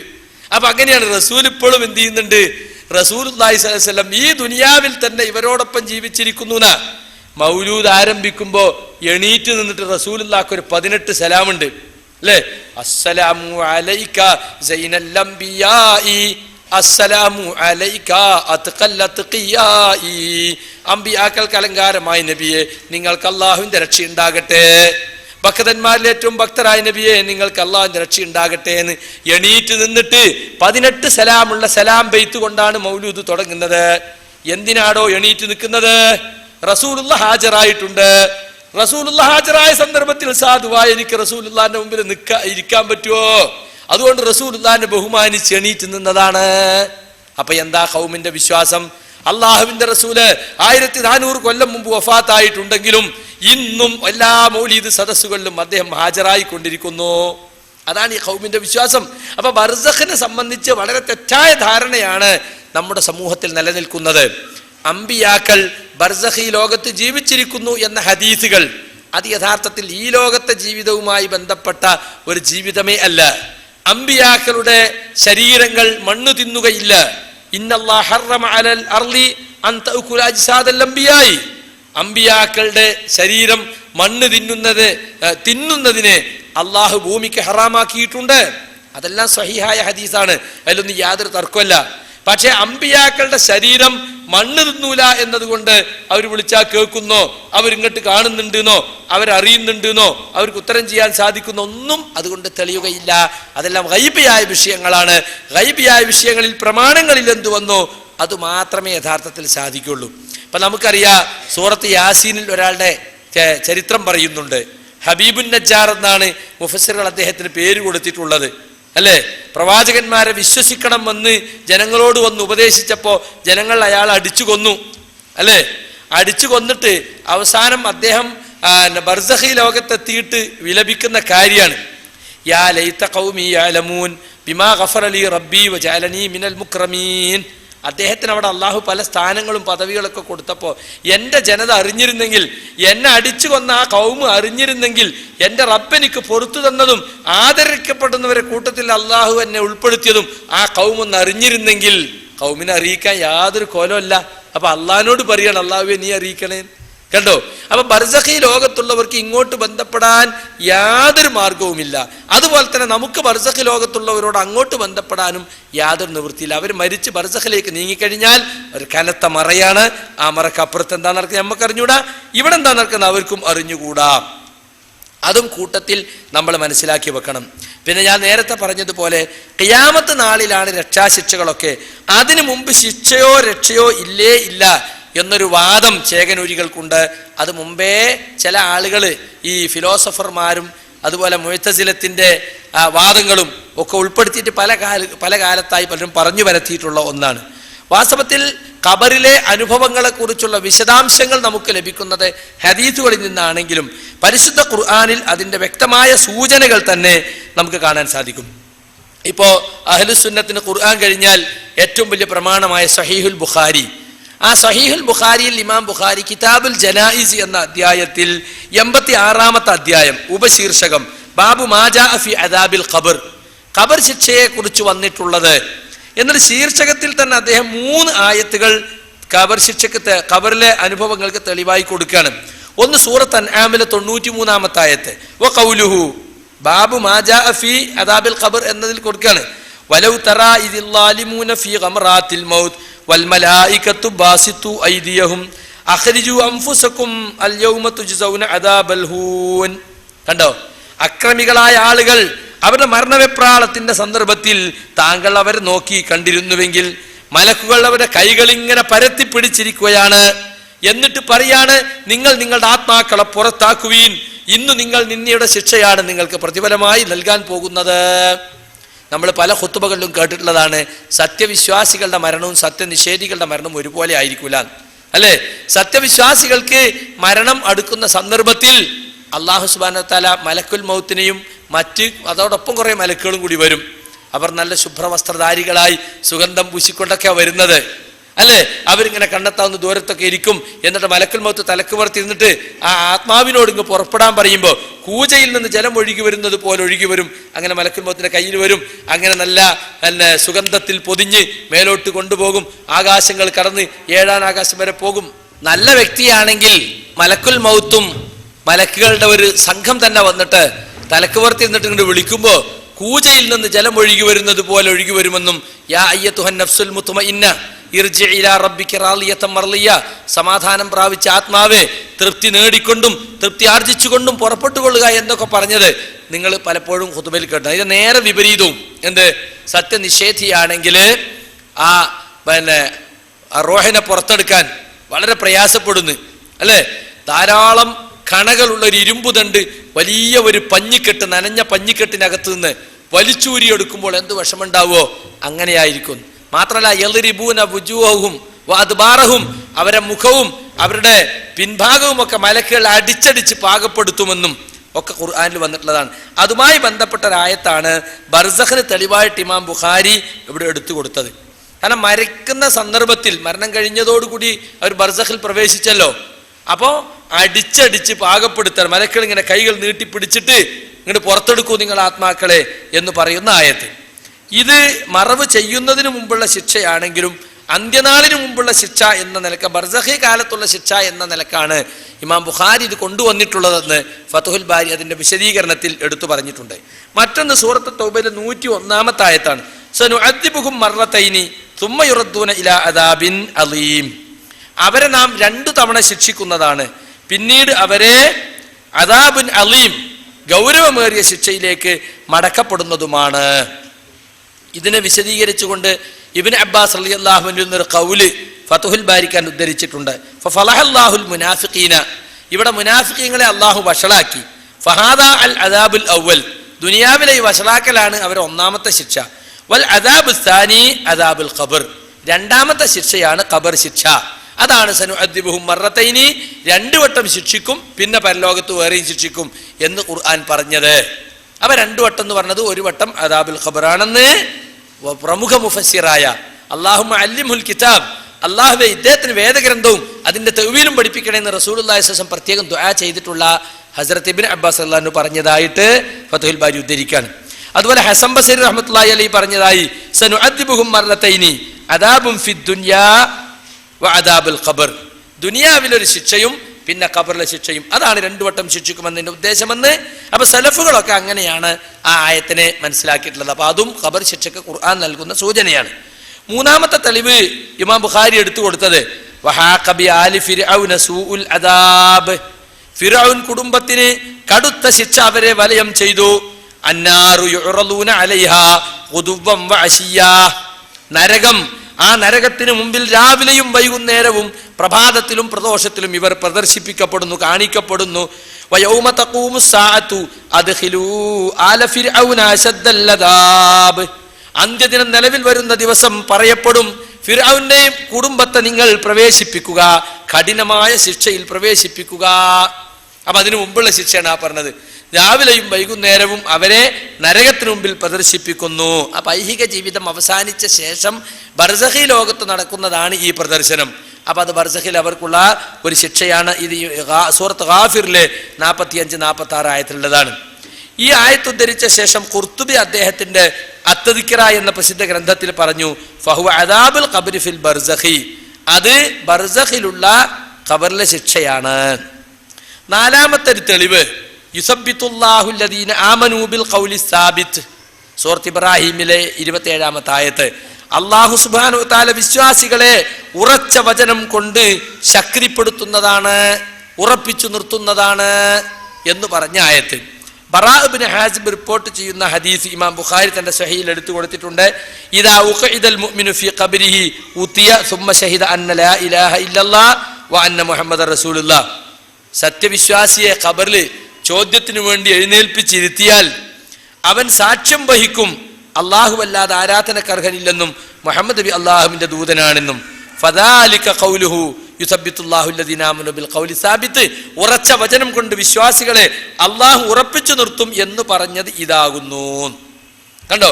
അപ്പൊ ഖബറിലെ ചോദ്യ സമയത്ത് ഉറപ്പിച്ചു നിർത്തലാണ് ഇതുകൊണ്ടുള്ള ഉദ്ദേശം, ഈ ആയത്ത് കൊണ്ടുള്ള ഉദ്ദേശമെന്ന് നബി സല്ലല്ലാഹു അലൈഹി വസല്ലമ തന്നെ പറഞ്ഞാൽ പിന്നെ അവിടെ വേറെ വിശദീകരണത്തിന്റെ ആവശ്യമില്ല. ഹദസനാ ശുഅബത്ത് ബിഹാദാ വസാദ യുസബ്ബിതുല്ലാഹു അല്ലദീന ആമനൂ നസലത്ത് ഫീ അദാബിൽ ഖബർ. മാത്രമല്ല ഇമാം ബുഖാരി റിവായത്ത് കൂടി കൊടുക്കുന്നുണ്ട്, ഈ ആയത്ത് ഇറങ്ങിയത് തന്നെ ഖബർ ശിക്ഷയെ സംബന്ധിച്ചാകുന്നു എന്ന്. അപ്പൊ അതുകൊണ്ട് വിശുദ്ധ ഖുർആനിൽ വ്യക്തമായ സൂചനയും പല ആയത്തുകളിലും സൂചനകളുണ്ടെങ്കിലും ഞാൻ ഇതുകൊണ്ട് മാത്രം മതിയാക്കാണ്. ഖുർആനിൽ അതിനെപ്പറ്റി ഒന്നും പറഞ്ഞിട്ടില്ല, അതെല്ലാം ഈ ജൂതന്മാരുണ്ടാക്കിയ ഹദീസിലാണ് എന്ന് പറഞ്ഞിട്ട് ഹദീസ് നിഷേധികൾ പലപ്പോഴും ഖബർ ശിക്ഷയെ നിഷേധിക്കാറുണ്ട്. അവർക്ക് വേണ്ടിയാണ് പരിശുദ്ധ ഖുർആൻ നൽകിയ സൂചനകൾ ഞാൻ ഇവിടെ എടുത്തു പറഞ്ഞത്. അപ്പൊ ശിക്ഷാരക്ഷകളുടെ വിശദാംശങ്ങൾ ലഭിക്കുന്നത് ഹദീസുകളിൽ നിന്നാണെങ്കിലും ഖുർആൻ അത് സൂചിപ്പിക്കുകയും അതിലേക്കുള്ള സൂചനകൾ നൽകുകയും ചെയ്തിട്ടുണ്ട്. ഹദീസ് നിഷേധികളാണ് പലപ്പോഴും ഖബർ ശിക്ഷയെ നിഷേധിക്കാറുള്ളത്. ഷെയ്ഖ് ഉമർ സുലൈമാനുൽ ലഷ്കർ അദ്ദേഹത്തിന്റെ അൽ ഖിയാമത്തു സുഗ്റ എന്ന ഗ്രന്ഥത്തിൽ പറയാണ്, വഅൻകറത്തിൽ മുലാഹിദത്തു വമൻ തമദ്ഹബ ബിമദ്ഹബിൽ ഫലാസിഫ മിനൽ ഇസ്ലാമിയ്യീന അദാബിൽ ഖബർ. വഅൻകറത്തിൽ മുലാഹിദ, മുലാഹിദ പറഞ്ഞാൽ മതനിഷേധികൾ, അവർ തള്ളിക്കളഞ്ഞിട്ടുണ്ട്. അതുപോലെ തന്നെ ഫൽസഫക്കാരുടെ മദ്ഹബ് സ്വീകരിച്ചവർ, തത്വചിന്തകന്മാരുടെ മാർഗം സ്വീകരിച്ച ആളുകൾ, മുസ്ലിമീങ്ങളിൽ തന്നെ മുസ്ലിമീങ്ങൾ തന്നെ തത്വചിന്തയുടെ പിന്നാലെ പോയ ഇൽമുൽ കലാമിന്റെ ആളുകൾ പലരും ഖബർ ശിക്ഷയെ നിഷേധിച്ചിട്ടുണ്ട്. വഖാലു ലൈസ ലഹു ഹഖീഖ, ഖബർ ശിക്ഷ യാഥാർത്ഥ്യമല്ല എന്നാണ് അവർ പറയുന്നത്. വഹതജു ലിദാലിക ബിഅന്നഹും യഫ്തഹൂനൽ ഖുബൂർ ഫലാ യറൗന ശൈഅൻ മിമ്മാ അഖ്ബറത് ബിഹി നുഫൂസ്. കണ്ടോ, അവർ ഖബർ തുറന്നു നോക്കിയിട്ട് അവിടെ ഒന്നും കാണുന്നില്ലാലോ എന്ന് അവർ തെളിവ്. മരിച്ച് മറമാടിയിട്ട് തിരിച്ചു പോന്നാല് അപ്പൊ തന്നെ ഖബർ ശിക്ഷ ഉണ്ടാവുന്നല്ലേ പറയുന്നത്, ചോദ്യവും ഉണ്ടാവുന്നല്ലേ പറയുന്നത്. പക്ഷെ നമ്മൾ ഖബർ തുറന്നു നോക്കിയിട്ടൊന്നും കാണുന്നില്ലാലോ. ഇതാണ് ആരെ തെളിവ്? ഫൽസഫക്കാരുടെ തെളിവ്. അങ്ങനെ തുറന്നു നോക്കിയാൽ കാണുന്ന സംഗതി അല്ലല്ലോ അത്. ഒരുപക്ഷെ നമ്മൾ മറവ് ചെയ്തിട്ടില്ലെങ്കിൽ പോലും അയാൾക്ക് ആ ശിക്ഷയും രക്ഷയൊക്കെ ലഭിക്കും. നമ്മൾ കഷ്ണം കഷ്ണാക്കിയിട്ട് കത്തിച്ച് കളഞ്ഞിട്ട് അതിന്റെ വെണ്ണീർ ഗംഗയെ കൊണ്ട് ഒഴിക്കാലും അയാൾക്കുണ്ടാവും ബർസഖിലെ ശിക്ഷ. അല്ലാഹു സുബ്ഹാനഹു തആലക്ക് അത് അസാധ്യമായ കാര്യമല്ല. അതുകൊണ്ട് നമ്മുടെ ഈ ലോകത്ത് നമ്മുടെ ഈ കണ്ണുകൊണ്ട് ഈ കാതുകൊണ്ട് കണ്ടും കേട്ടും മനസ്സിലാക്കാവുന്ന ഒരു വിഷയമല്ല അത്. പക്ഷെ ഇവരങ്ങനെയാണ് അതിനെ കണ്ടിട്ട്. ഇത് ഇമാം ഖുർത്തുബി തദ്കിറയിലും ഉദ്ധരിച്ചിട്ടുണ്ട്. അതുപോലെ തന്നെ ഖവാരിജ് വ ബഅദുൽ മുഅ്തസില ഖളിറാർ ഇബ്നു അംർ വ ബിശ്റുൽ മരീസി വ മുവാഫഖഹുമാ, ഖവാരിജ് വിഭാഗവും അതുപോലെ തന്നെ മുഅ്തസിലികളിൽ ലിറാർ ഇബ്നു അംറിനെ പോലുള്ള ബിശ്റുൽ മരീസിയെ പോലെ ചില ആളുകളും അവരോട് യോജിക്കുന്ന വേറെ ചില ആളുകളും ഖബർ ശിക്ഷ നിഷേധിച്ചിട്ടുണ്ട്. പക്ഷെ വഖാലഫഹും ഫീ ദാലിക അക്സറുൽ മുഅ്തസില, പക്ഷെ മുഅ്തസിലിയാക്കൾ ഭൂരിഭാഗവും അവർക്കെതിരാണ്. വ ജമീഉ അഹ്ലിസ് സുന്ന, അഹ്ലുസ് സുന്നത്ത് എല്ലാവരും ഈ വാദത്തിൽ ഈ പറഞ്ഞ ആളുകൾക്കെതിരാണ്. അപ്പൊ സുഹൃത്തുക്കളെ, മുഅ്തസിലത്തിന്റെയും ഖവാരിജിയും അഹ്ലുസ് സുന്നത്ത് പഴച്ചുപോയ ഫൽസഫക്കാരുടെയും ഒക്കെ വാദമാണ് യഥാർത്ഥത്തിൽ ഖബർ ശിക്ഷ ഇല്ല എന്നത്. ആ വാദം പേറി നടക്കുന്ന ചില ആളുകൾ ഇന്നുമുണ്ട്. ചില ആളുകളൊക്കെ ചോദിക്കും, എന്തിനാണ് ഈ പഴയകാല പ്രസ്ഥാനങ്ങളെയൊക്കെ നിങ്ങൾ ഇപ്പോഴും ഇങ്ങനെ എടുത്തു പറഞ്ഞത്? മുഅ്തസിലത്ത്, ഖവാരിജ്, ഷിയ, മുർജിയ ഒക്കെ എന്തിനാ എടുത്തു പറയണമെന്ന് ചോദിക്കും. അതൊക്കെ പേരിൽ നിന്നില്ലെങ്കിലും അവരുടെയൊക്കെ ആദർശം പോക്കറ്റിലിട്ട് നടക്കുന്ന അതിൻ്റെയൊക്കെ പുതിയ പുതിയ അവതാരങ്ങൾ ഇപ്പോൾ നമ്മുടെ നാട്ടിലും എല്ലാ നാട്ടിലുമുണ്ട്. അതുകൊണ്ട് സലഫി പണ്ഡിതന്മാർ എല്ലാ സ്ഥലത്തും പഴയകാല വ്യതിയാനങ്ങളെ മനസ്സിലാക്കി പ്രതിരോധിച്ച അവരുടെ ഗ്രന്ഥങ്ങൾ എടുത്ത് പരിശോധിച്ച് നോക്കിയാൽ ഒരു പുതിയ വാദം വന്നാൽ പറയും, ഇത് പുതിയതല്ലട്ടോ, ഇത് പണ്ട് ഖവാരിജ് പറഞ്ഞതാണ്, ഇത് പുതിയതല്ലട്ടോ, ഇത് പണ്ട് മുഅ്തസിലത്ത് പറഞ്ഞതാണ്. ഇപ്പൊ ചേകനൂർ കൊണ്ടുവന്ന ആശയം, ചേകനൂർ ലോക ഖുർആൻ പണ്ഡിതനാണ്, അദ്ദേഹം ഗവേഷണം ചെയ്ത് കണ്ടുപിടിച്ചാതൊക്കെയാ പറയൽ. മുൻകാലത്തുള്ള പിഴച്ച കക്ഷികൾ പറഞ്ഞ വാദങ്ങളെ ഏറ്റെടുത്ത് പ്രചരിപ്പിക്കുക മാത്രമാണ് യഥാർത്ഥത്തിൽ അവർ ചെയ്തിട്ടുള്ളത് എന്ന് നമുക്ക് അതിനെ സംബന്ധിച്ച് പഠിച്ചാൽ മനസ്സിലാകും. എന്നാൽ ഇന്ന് ഹദീസ് പ്രമാണമെന്ന് പറയുന്ന ഒരൊറ്റ ഹദീസിന്റെ കഷ്ണവും വേണ്ട, ഖുർആൻ മാത്രം മതി, പിന്നെ നമ്മളെ ബുദ്ധിയും എന്ന് പറയുന്ന ചേകനൂരികളല്ല ഇന്ന് ഹദീസിനെ ഖബർ ശിക്ഷ നിഷേധിക്കുന്നവർ നമുക്ക് നേരിടാനുള്ളത്. ചേകനൂരികളെ ഹദീസ് നിഷേധം കൊണ്ട് തന്നെ നമ്മൾ ഒഴിവാക്കി. എന്നാൽ ഹദീസ് പ്രമാണമാണെന്ന് സമ്മതിക്കുന്ന CN അഹമ്മദ് മൗലവിയും അയാളുടെ പിൻഗാമിയായ അബ്ദുസ്സലാം സുല്ലമിയും അവരെ പേര് നടക്കുന്ന മടവൂരികളും അവർ യഥാർത്ഥത്തിൽ ഖബർ ശിക്ഷയെ നിഷേധിച്ചുകൊണ്ട് എഴുതുക തന്നെ ചെയ്തിട്ടുണ്ട്. CN അദ്ദേഹത്തിന്റെ ബുഖാരി പരിഭാഷയിൽ ഒരുപാട് ഹദീസുകളെ അയാളെ ബുദ്ധിക്ക് യോജിക്കാത്തതുകൊണ്ട് തള്ളിക്കളഞ്ഞിട്ടുണ്ട്. 544 നമ്പർ ഹദീസിൽ ഖബർ ശിക്ഷയിൽ നിന്ന് രക്ഷ തേടുവാൻ നബി അവരോട് കൽപ്പിച്ചു എന്ന ഹദീസിന്റെ അടിക്കുറിപ്പിൽ അയാൾ പറയാണ്, ഖബറിലെ ശിക്ഷ ഖുർആന്റെ പ്രഖ്യാപിത സിദ്ധാന്തങ്ങൾക്ക് വിരുദ്ധമാണ്. ഇസ്ലാം ഒരു സമഗ്ര പഠനം നോക്കുക. പേജ് 1017 140 നമ്പർ അടിക്കുറിപ്പ്. ഇങ്ങനെയുണ്ട്, ഖബറിലെ ശിക്ഷ ഖുർആന്റെ പ്രഖ്യാപിത സിദ്ധാന്തങ്ങൾക്ക് വിരുദ്ധമാണ്. ഇസ്ലാം ഒരു സമഗ്ര പഠനം. നമ്മളെ ആളുകൾക്ക് നല്ല കാര്യമായിട്ട് കൊണ്ടിറങ്ങിയ ബുക്കാണ്, അത് ഇംഗ്ലീഷിൽ വന്നിട്ടുണ്ട്. എന്താ ബുക്ക്, ഇസ്ലാമിനെ കുറിച്ച് ഇങ്ങനെ ഒരു ബുക്കില്ലാന്നാ പറഞ്ഞത്. എന്തെല്ലാം വ്യതിയാനങ്ങളാ അതിലുള്ളതെന്നറിയോ?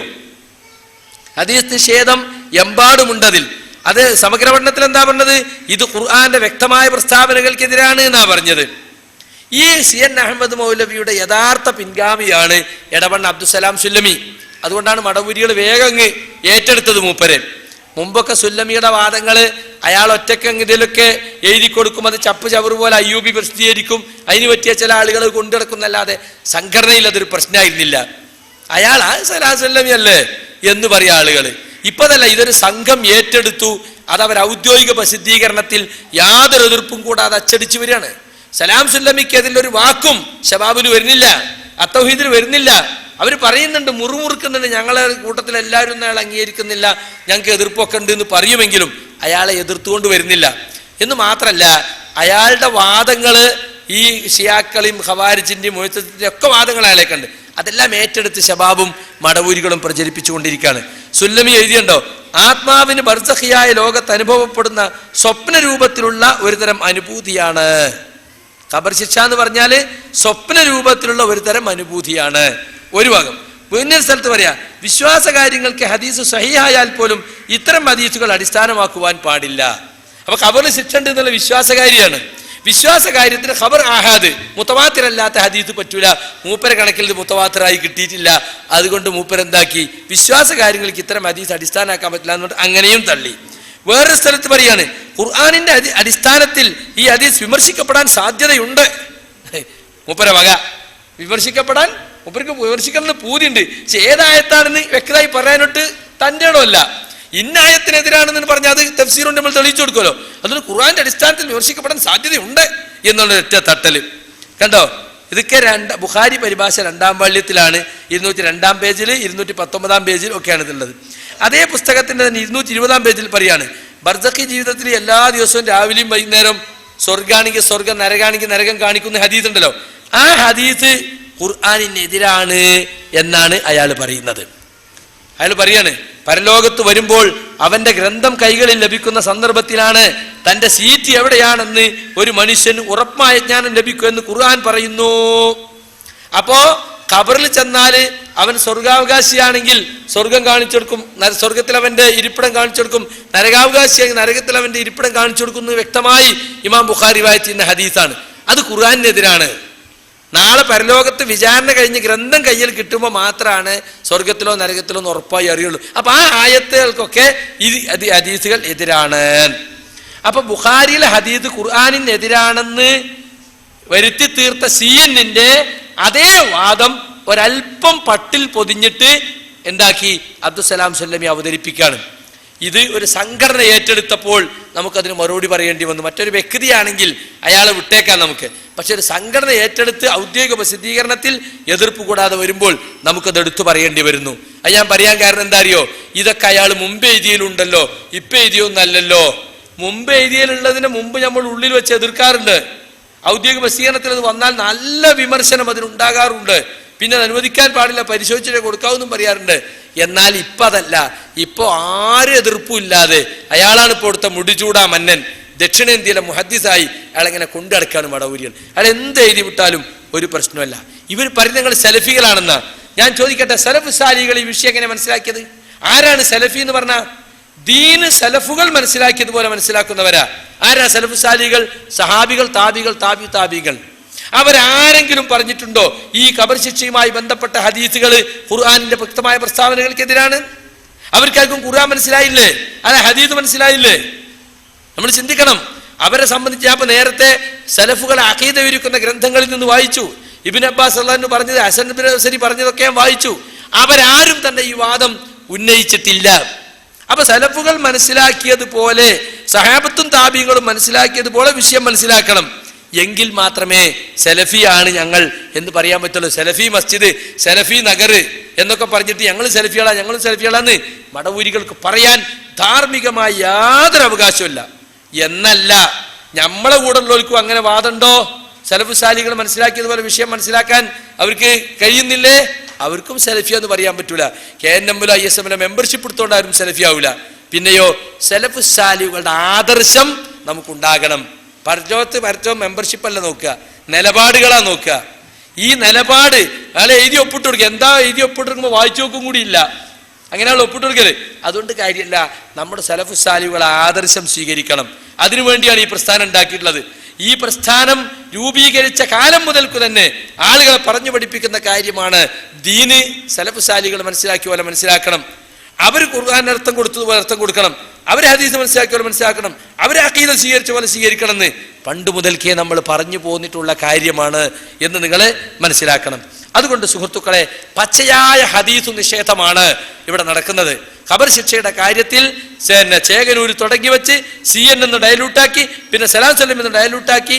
വാസ്തവത്തിൽ പച്ചയായ ഹദീസ് നിഷേധം പുറത്തു പറയാൻ ധൈര്യമില്ലാത്തത് കൊണ്ട് ചേകനൂര് മുദ്ര കുത്തപ്പെടുന്നു പേടിച്ചിട്ട് മെല്ലെ ആത്മീയ സ്വപ്ന രൂപത്തിൽ അനുഭൂതിയാണെന്ന് ഒരിക്കൽ പറഞ്ഞു. വിശ്വാസ കാര്യങ്ങൾക്ക് ഹദീസ് പറ്റൂലാണ് പിന്നെ പറഞ്ഞു. ഖുർആന്റെ പ്രസ്താവനകൾക്കെതിരെ. അപ്പൊ 3 നിലക്ക് തള്ളി.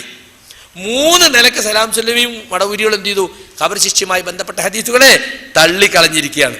ഇനി സുഹൃത്തുക്കളെ, ഞാൻ സഹാബികളൊക്കെ എങ്ങനെ മനസ്സിലാക്കി, റസൂലുള്ളാഹി സ്വല്ലല്ലാഹു അലൈഹി വസല്ലം എങ്ങനെ പഠിപ്പിച്ചു, റസൂലിന് സഹാബികൾ അതിനെങ്ങനെ ഉൾക്കൊണ്ടുവന്നതിന് ചില ഹദീസുകൾ മാത്രം കേൾപ്പിക്കാം. ഒന്ന്, പ്രവാചകൻ സല്ലല്ലാഹു അലൈഹി വസല്ലം നടത്തിയൊരു ഖുതുബ അസ്മാ ബിൻത് അബീ ബക്കർ റളിയല്ലാഹു അൻഹ ഉദ്ധരിക്കാണ്. ഖാമ റസൂലുള്ളാഹി സ്വല്ലല്ലാഹു അലൈഹി വസല്ലം ഖതീബൻ ഫദക്കറ ഫിത്നത്തൽ ഖബ്രി അല്ലതി യഫ്തതിനു ഫി അൽ മർ ഫലമ്മാ ദക്കറ ദാലിക ലജ്ജൽ മുസ്ലിമൂന ലജ്ജതൻ. ഇമാം ബുഖാരി തന്റെ സ്വഹീഹിൽ 1374 നമ്പറായി ഉദ്ധരിച്ച ഹദീസ്. ഞാൻ നേരത്തെ പറഞ്ഞ കിതാബുൽ ജനായിസിലുണ്ട്, അവിടെയൊക്കെ നോക്കിയാൽ നമുക്ക് കാണാൻ സാധിക്കും. റസൂലുള്ളാഹി സ്വല്ലല്ലാഹു അലൈഹി വസല്ലം ഖതീബായിക്കൊണ്ട് എഴുന്നേറ്റുന്നു പ്രസംഗിച്ചു. എന്നിട്ട് ഖബറിൽ ഒരു മനുഷ്യൻ പരീക്ഷിക്കപ്പെടുന്ന പരീക്ഷണത്തെ കുറിച്ച് പറഞ്ഞു. അത് നബി പറഞ്ഞപ്പോൾ മുസ്ലിമീങ്ങൾ ഒച്ചയിട്ട് കരയാൻ തുടങ്ങി, അലമുറയിട്ട് കരയാൻ തുടങ്ങി, പേടിച്ചിട്ട്. ഖബർ ശിക്ഷയെക്കുറിച്ച് റസൂലുള്ളാഹിന്റെ പ്രസംഗം കേട്ടിട്ട് അതൊക്കെ ഖുർആനെതിരായ ഹദീസല്ലേ എന്നും പറയല്ലേ ചെയ്തത്. പിന്നെയോ അതൊക്കെ വിശ്വാസകാര്യല്ലേ, ഇത് അഖീദക്ക് പറ്റുമല്ലോ എന്ന് പറയല്ലേ ചെയ്തത്. അവർ കരഞ്ഞുപോയി എന്നാണ് അസ്മാ റളിയല്ലാഹു അൻഹ പറയുന്നത്. സഹാബത്ത് കരഞ്ഞു. വസാദ നസായി, നസായിയുടെ റിവായത്തിൽ ഇത്രയും കൂടി ഉണ്ട്. ഹാലത്ത് ബൈനി വബൈന അന്നഫ മഹാഖറ കലാമി റസൂലില്ലാഹി സ്വല്ലല്ലാഹു അലൈഹി വസല്ലം. ജനങ്ങളെ ഒച്ചട്ട കരച്ചിലും തേങ്ങലും കൊണ്ട് റസൂലുള്ളാഹി പറഞ്ഞതിന്റെ അവസാനത്തെ വാക്ക് എന്താന്ന് എനിക്ക് മനസ്സിലാക്കാൻ സാധിച്ചില്ല. ഫലമ്മാ സകന ലജീജുഹും ഖുൽതു, ആ ഒച്ച അവരെ കരച്ചിൽ നിന്നപ്പോൾ ഞാൻ ചോദിച്ചു, അസ്മാ ബീബി അറിയാം, ഞാൻ ചോദിച്ചു ലി റജുലിൻ ഖരീബിൻ, അടുത്തുള്ള ഒരാളോട് ചോദിച്ചു, ഐ ബാറക്കല്ലാഹു ഫീക് മാദാ ഖാല റസൂലുള്ളാഹി സ്വല്ലല്ലാഹു അലൈഹി വസല്ലം ഫി ആഖിരി കലാമിഹി, എന്താണ് റസൂലിന്റെ അവസാനം പറഞ്ഞ എന്താ, നീ ഒച്ചോണ്ട് എനിക്ക് കേൾക്കാൻ കഴിഞ്ഞില്ലല്ലോ. ഖാല, അദ്ദേഹം പറഞ്ഞു, ഖദ് ഊഹിയ ഇലയ്യ അന്നകും തുഫ്തനൂന ഫിൽ ഖുബൂർ ഖരീബൻ മിൻ ഫിത്നത്തി ദജ്ജാൽ. റസൂലുള്ളാഹി പറഞ്ഞത്, ജനങ്ങളെ എനിക്ക് വഹി ലഭിച്ചിരിക്കുന്നു, നിങ്ങളെല്ലാവരും ഖബറിൽ പരീക്ഷിക്കപ്പെടും. മസീഹു ദജ്ജാലിന്റെ ഫിത്നയോടടുത്ത പരീക്ഷണം. എന്താ മസീഹു ദജ്ജാലിന്റെ പരീക്ഷണം? അത് നിങ്ങൾ ആ വിഷയം കേട്ടിട്ടുണ്ടെങ്കിൽ കാസറ്റുകളൊക്കെ ഇറങ്ങിയിട്ടുണ്ട്, പുസ്തകം ഇറങ്ങിയിട്ടുണ്ട്. ദഅവാ ബുക്സിന്റെ പുസ്തകമുണ്ട് മസീഹു ദജ്ജാലിനെ പറ്റി. ഹുസൈൻ സലഫിയുടെ കാസറ്റ്, റഫീഖ് സലഫിന്റെ കാസറ്റ്, ഞാൻ തന്നെ പ്രസംഗിച്ച കാസറ്റൊക്കെ ഉണ്ട്. നിങ്ങളിത് കേൾക്കണം. മസീഹു ദജ്ജാലിനെ സംബന്ധിച്ച് മസീഹു ദജ്ജാലിന്റെ ഫിത്ന എന്ന് പറഞ്ഞാൽ പല അത്ഭുതങ്ങളും അവൻ കാണിക്കും. പിശാചിന്റെ സഹായത്തോടു കൂടി അവൻ മഴ വർഷിപ്പിച്ച് കാണിക്കും, ചെടി മുളപ്പിച്ച് കാണിക്കും, മരിച്ചോല രണ്ട് കഷ്ണാക്കിയിട്ട് ജീവിപ്പിച്ച് കാണിക്കും. ഇതൊക്കെ കാണുമ്പോ ഇവനെന്തോ കറാമത്തുള്ള ആളാന്ന് വിചാരിച്ചിട്ട് ഓന്റെ കൂടെ കൂടും കുറെ ആളുകൾ. അങ്ങനെയുള്ള നമ്മളെ കൗമ് അത്ഭുതങ്ങൾ കണ്ടാ കന്നാസും പള്ളേറ്റ് പിന്നാലെ കൂടുമല്ലോ. വലിയാണ് കറാമത്താന്ന് പറഞ്ഞിട്ട് ദജ്ജാൽ വരുമ്പോഴും യോ വലിയല്ലാഹി ദജ്ജാൽ എന്ന് പറഞ്ഞിട്ട് ചിലപ്പോ കൗമ് കൂടിക്കൂടാന്നില്ല. വാസ്തവത്തിൽ ദജ്ജാലിന്റെ അത്ഭുതങ്ങൾ കണ്ടിട്ട്, ഇതൊന്നും കണ്ടിട്ടും നീ ദജ്ജാലാണെന്ന് എനിക്കറിയാ, നിന്റെ ഫിത്നയിൽ ഞാൻ പെടുകയില്ല എന്ന് പറഞ്ഞ് ഉറച്ചു നിൽക്കാൻ സാധിക്കുന്നത് നല്ല ഈമാനുള്ളവർ മാത്രമായിരിക്കും എന്ന്. അപ്പോ അങ്ങനത്തെ ഫിത്നയാണ് ദജ്ജാലിന്റെ ഫിത്ന. ആ ദജ്ജാലിന്റെ ഫിത്നയോടടുത്ത ഫിത്നയാണ് ഖബറിലുണ്ടാകാൻ പോകുന്ന പരീക്ഷണം എന്ന് പറഞ്ഞാൽ നല്ല ഈമാനുള്ളവർക്ക് മാത്രമേ നാളെ ഖബറിലെ ചോദ്യങ്ങൾക്ക് വ്യക്തമായ മറുപടി പറഞ്ഞ് പിടിച്ചു നിൽക്കാൻ സാധിക്കുള്ളൂ എന്നാണ് അതിന്റെ ഉദ്ദേശമെന്ന് ശൈഖ് ഇബ്നു ഉസൈമീനെ പോലെയുള്ള ആളുകൾ ഈ ഹദീസിനെ വിശദീകരിച്ചുകൊണ്ട് പറഞ്ഞിട്ടുണ്ട്. മനസ്സിലായില്ലേ? ദജ്ജാലിന്റെ ഫിത്നയോടടുത്ത ഫിത്ന, ദജ്ജാൽ പല അത്ഭുതങ്ങളും കാണിക്കും. ഉറച്ച ഈമാനുള്ളവർക്ക് മാത്രം അവന്റെ കണിയിൽ പെടാതിരിക്കാൻ സാധിക്കുള്ളൂ. അതുപോലെ തന്നെയാണ് ഖബറിലെ പരീക്ഷണത്തിൽ നമുക്ക് രക്ഷപ്പെടണമെങ്കിൽ ഉറച്ച ഈമാൻ ഉണ്ടായിരിക്കണം. ഇവിടെ നമ്മൾ ചിന്തിക്കണം, റസൂലുള്ളാഹി പറയാനുള്ളത് എനിക്ക് വഹിയുണ്ട്, എന്ത് ഖബറിൽ നിങ്ങൾ പരീക്ഷിക്കപ്പെടുന്ന വഹിയുണ്ട്. ഖുർആൻ വഹി കൊടുത്ത അല്ലാഹ് തന്നെയാണ് റസൂലുള്ളാഹിക്ക് ഇതൊക്കെ വഹി കൊടുക്കുന്നത്. ഖുർആനെതിരായ വഹി ഉണ്ടാകുമോ? ഇവരെ വാദപ്പം എന്താ? ഈ ഹദീസൊക്കെ ഖുർആനെതിരാണല്ലോ. ഖുർആനെതിരായി അള്ളാഹു വഹി കൊടുക്കോ? അല്ലെങ്കിൽ ഈ ഹദീസ് മൗദൂ ആണ്, റസൂലുള്ളാഹിന്റെ പേരിൽ നിർമ്മിച്ചുണ്ടാക്കിയതാണ് എന്ന് തെളിയിക്കണം. അത് തെളിയിക്കാൻ മടവൂരികൾക്ക് സാധിക്കൂല. എന്നാ CNN കുറച്ച് കുത്തി വെക്കും വേണം, അങ്ങ് കേറുന്നില്ല മണ്ടയില്. എല്ലാ ബുദ്ധിജീവികളെ ആകർഷിച്ച് കൂടെ നിർത്തി പൈസ പിരിച്ച് സമ്മേളനം നടത്തും വേണം. അങ്ങനെയുള്ളൊരു കെണിയിലാ പോലും പെട്ടിരിക്കണത്. സലഫിയത്ത് പറയാൻ ധൈര്യമല്ല, മനസ്സിലായില്ലേ? എന്നാ സലഫികളെ പച്ചയായി എതിർക്കാനുള്ള ചങ്കൂറ്റുണ്ടോ? അതുമില്ല. ഇതിന്റെ ഇടയിൽ കിടന്നിട്ട് ഇങ്ങനെ കളിക്കുകയാണ്. അപ്പൊ അതുകൊണ്ട് നല്ലവണ്ണം നമ്മൾ ശ്രദ്ധിക്കണം, ഉറച്ചു നിൽക്കാൻ നമുക്ക് സാധിക്കേണ്ടതുണ്ട്. നിങ്ങൾ നോക്ക്, നമസ്കാരത്തിൽ അത്തഹിയ്യാത്തിന് എന്തിനാണ് ഇവരൊക്കെ ഖബർ ശിക്ഷയിൽ രക്ഷ ചോദിക്കുന്നത്? ഖുർആനെതിരായ കാര്യമാണെങ്കിൽ അല്ലാഹുമ്മ ഇന്നി അഊദു ബിക മിൻ അദാബി ജഹന്നം വമിൻ അദാബിൽ ഖബർ, അല്ലേ? അത്തഹിയ്യാത്തും സ്വലാത്തും കഴിഞ്ഞാൽ പിന്നെ 4 കാര്യങ്ങൾ രക്ഷ ചോദിച്ച് പ്രാർത്ഥിക്കാൻ മുഹമ്മദ് മുസ്തഫ സല്ലല്ലാഹു അലൈഹി വസല്ലം നമ്മോട് പറഞ്ഞിട്ടുണ്ട്. ഇദാ ഫറഗ അഹദുകും മിന തശഹുദിൽ ആഖിർ ഫൽയസ്തഇദ് ബില്ലാഹി മിൻ അർബഇൻ. കണ്ടോ, അവസാനത്തെ തശഹുദില് നിങ്ങൾ 4 കാര്യത്തിൽ നിന്ന് അള്ളാഹുവോട് രക്ഷ തേടണം. അല്ലാഹുമ്മ ഇന്നി അഊദു ബിക മിൻ അദാബി ജഹന്നം, അല്ലാഹുവേ നിന്നോട് ഞാൻ രക്ഷ തേടുന്നു ജഹന്നമിലെ നരകശിക്ഷയിൽ നിന്ന്, വമിൻ അദാബിൽ ഖബർ ഖബർ ശിക്ഷയിൽ നിന്ന്, വമിൻ ഫിത്നത്തിൽ മഹ്യാ വൽ മമാത്ത് ജീവിതത്തിലെയും മരണത്തിലെയും പരീക്ഷണങ്ങളിൽ നിന്ന്, വമിൻ ശർരി ഫിത്നത്തിൽ മസീഹിദ് ദജ്ജാൽ മസീഹുദ് ദജ്ജാലിന്റെ ഫിത്നയിൽ നിന്ന്. മസീഹുദ് ദജ്ജാലിനെ സുല്ലമി തള്ളിയിരിക്കുകയാണ്. മസീഹുദ് ദജ്ജാൽ എന്നൊരു വ്യക്തിയൊന്നുമല്ല, അത് സത്യം മറച്ചു വെക്കുന്ന പ്രസ്ഥാനങ്ങൾക്കും ഗ്രൂപ്പുകൾക്കും പറയുന്ന ഒരു പൊതുപേരാകുന്നു. അപ്പോ മസീഹുദ് ദജ്ജാലിന്റെ ഫിത്ന രക്ഷ ചോദിക്കുന്നതാണ് എന്താ? സത്യം മറച്ചു വെക്കുന്ന എല്ലാ ഗ്രൂപ്പിൽ നിന്നും ഞാൻ പടച്ചവനെ നിന്നോട് രക്ഷ ചോദിക്കുന്നതാ. കണ്ടോ? അപ്പൊ മസീഹുദ് ദജ്ജാലിനെയും തള്ളി, ഖബർ ശിക്ഷയും തള്ളി, ഇങ്ങനെ ഓരോന്ന് തള്ളിക്കൊണ്ടിരിക്കുകയാണ്. മഹ്ദിയെ തള്ളി, നുസൂൽ ഈസയെ തള്ളി, പലതും തള്ളി തള്ളി പോയിക്കൊണ്ടിരിക്കുകയാണ്. അപ്പൊ ഖുർആനിനെതിരാണെങ്കിൽ മടവൂരികളെ പുസ്തകത്തിലൊന്നും ഇത് പഠിപ്പിക്കേണ്ടതില്ല. CN സമഗ്ര പഠനത്തിൽ നിസ്കാരത്തിന് ദുആ കൊടുത്ത ബദ് കൊടുത്തില്ല, കാരണം മൂപ്പർക്ക് ദഹിക്കുന്നില്ല. ഖബർ ശിക്ഷയിൽ നിന്ന് രക്ഷ തേടിക്കൊണ്ടുള്ള പ്രാർത്ഥന മാത്രമല്ല സുഹൃത്തുക്കളെ, ഖബർസ്ഥാൻ കാണുന്ന സന്ദർഭത്തിൽ നബി സല്ലല്ലാഹു അലൈഹി വസല്ലം പലപ്പോഴും സഹാബത്തിനെ ഖബറിൽ അനുഭവങ്ങളെ പറ്റി ഉണർത്താറുണ്ടായിരുന്നു. ഒരിക്കൽ ബനു നജ്ജാർ ഗോത്രക്കാരുടെ ഒരു തോട്ടത്തിലൂടെ അല്ലാഹുവിന്റെ റസൂൽ കടന്നു പോകുമ്പോ അവിടുത്തെ കഴുതപ്പുറത്ത് പോവുക, കഴുത വരണ്ടോടി നബി എന്റെ പുറത്തുനിന്ന് വീഴോന്ന് തോന്നിപ്പോയി. അന്ന് 5-6 ഖബറുകൾ ആ തോട്ടത്തിൽ പ്രവാചകൻ സല്ലല്ലാഹു അലൈഹി വസല്ലം കാണുകയുണ്ടായി. അപ്പൊ നബി സല്ലല്ലാഹു അലൈഹി വസല്ലം ചോദിച്ചു, മയ്യാരിഫു അസ്ഹാബ ഹാദിഹിൽ അഖ്ബർ, ഈ ഖബറിലുള്ളവർ ആരാണെന്നതിനെ പറ്റി ആർക്കെങ്കിലും അറിയുമോ? ഫഖാല റജുലുൻ അന, എനിക്കറിയാൻ നബിയെ എന്ന് ഒരാൾ വന്നിട്ട്, ഖാല ഫമതാ മാത ഹഉലായി, ഇവർ ഏത് കാലത്ത് മരിച്ചവരാണ്? ഖാലു മാതു ഫിൽ ഇശ്റാഖ്, അവർ ജാഹിലിയ കാലത്ത് മരിച്ചവരാണ്. ഫഖാൽ, അപ്പോൾ നബി പറഞ്ഞു, ഇന്ന ഹാദിഹിൽ ഉമ്മത തുബ്തലാ ഫീ ഖുബൂരിഹാ, ഈ സമുദായം അവരുടെ ഖബറുകളിൽ പരീക്ഷിക്കപ്പെടുക തന്നെ ചെയ്യും. ഫലൗലാ അല്ലാ തദാഫനു ലദഅഉതുല്ലാഹ അൻ യുസ്മിഅകും മിൻ അദാബിൽ ഖബർ അല്ലദി യസ്മഉ മിൻഹു. കണ്ടോ, ഈ ഖബറിൽ നിന്നുള്ള ശിക്ഷ ഞാൻ കേൾക്കുന്നുണ്ട്, അത് നിങ്ങളെയും കേൾപ്പിക്കാൻ ഞാൻ അല്ലാഹുവിനോട് ദുആ ചെയ്യുമായിരുന്നു. പക്ഷേ അള്ളെങ്ങാനും ആ ശിക്ഷങ്ങളെ കേൾപ്പിച്ചാൽ നിങ്ങൾ പരസ്പരം ഖബറടക്കാൻ നിങ്ങൾക്ക് സാധിക്കൂല. നിങ്ങൾ പരസ്പരം ഖബറിലിറങ്ങി മയ്യത്തങ്ങ് വെക്കാൻ നിങ്ങൾക്ക് കഴിയൂല. കയ്യും കാലും പറിച്ചിട്ടും പേടിച്ചിട്ടും അങ്ങനെ നിങ്ങൾ ആയിപ്പോകുമോ എന്ന് പേടിച്ചിട്ടാണ് ഞാൻ കേൾക്കുന്നതായ ശിക്ഷ നിങ്ങൾക്ക് കൂടി കേൾപ്പിക്കണമെന്ന് അള്ളാഹുവിനോട് ദുആ ചെയ്യാത്തത്. ആ പേടികൊണ്ടാണ്. നിങ്ങൾ പരസ്പരം മറവ് ചെയ്യുന്നത് ഒഴിവാക്കുവോ എന്ന് പേടിച്ചിട്ടാണ്.